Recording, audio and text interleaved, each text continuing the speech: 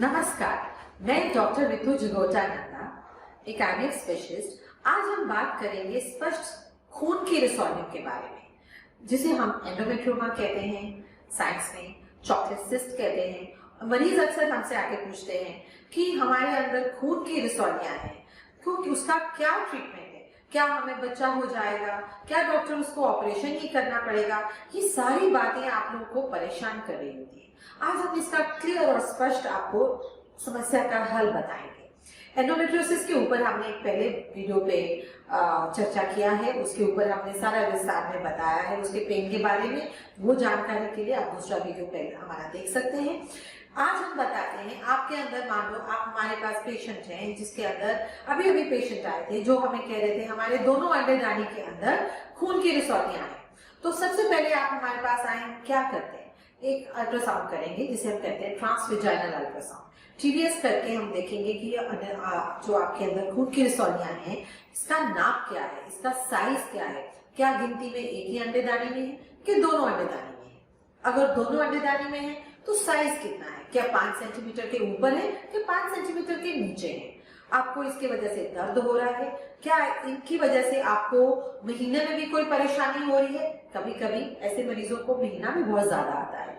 तो ये सब चीजों को देखेंगे।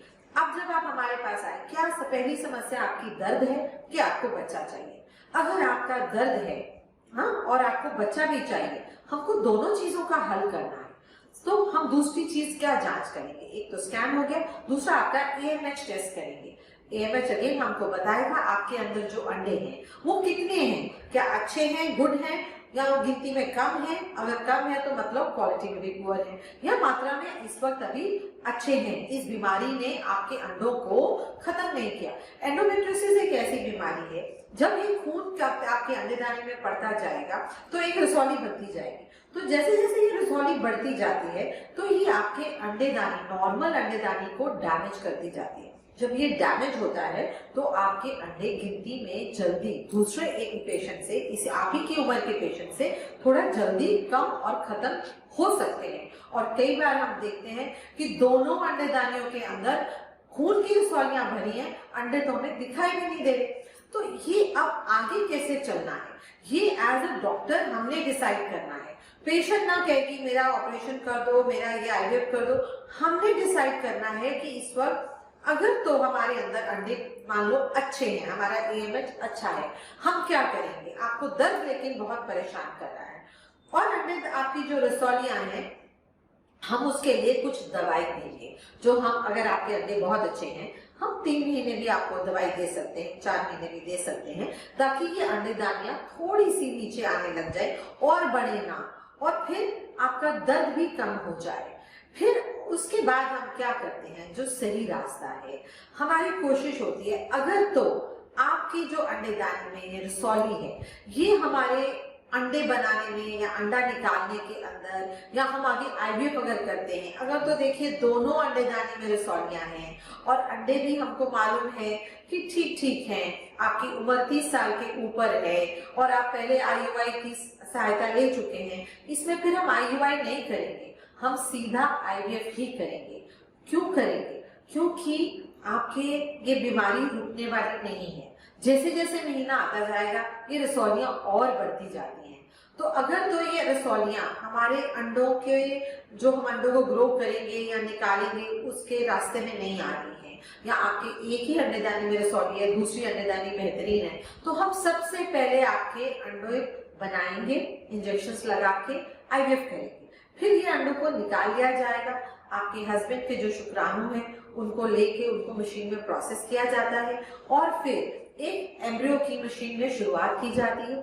और फिर अगर आपकी, फिर हम इन एम्ब्रियोज को स्टोर कर लेते हैं। अगर रसौलियां आपको तंग कर रही हैं या उस दिन हमें लगता है आपके जो बच्चेदानी है, उसकी जो अंदर की परत है वो सही नहीं है, उनमें आपस में तालमेल नहीं है आपके एम्ब्रियो में, तो फिर इसको स्टोर, एम्ब्रियोस को स्टोर कर लेते हैं। जो अक्सर ऐसी प्रॉब्लम एंडोमेट्रियोसिस के पेशेंट्स में आती है कि फ्रेश ट्रांसफर कई बार हम कर भी नहीं पाते हैं, और कभी कभी आपकी समस्या देख के हमें लगता है करना भी नहीं चाहिए, राइट। तो हम ये एम्ब्रियोस बना के उनको विट्रीफाई करके स्टोर कर लेते हैं।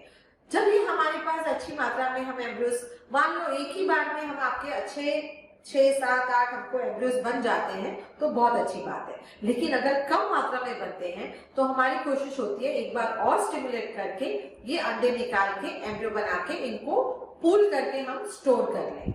फिर क्या किया जाता है, फिर जब जिन औरतों के अंदर दोनों अंडेदानियों में बड़ी बड़ी रसौलियां हैं या एक अंडेदानी में भी बड़ी रसौली है लेकिन उसको बहुत दर्द है, फिर हम क्या करते हैं, ये ऑपरेशन किया जाता है दूरबीन के साथ, जिसमें से ये पूरी चॉकलेट सिस्ट या इसको एंडोमेट्रियोमा कहते हैं, इसको निकाल दिया जाता है। It is removed.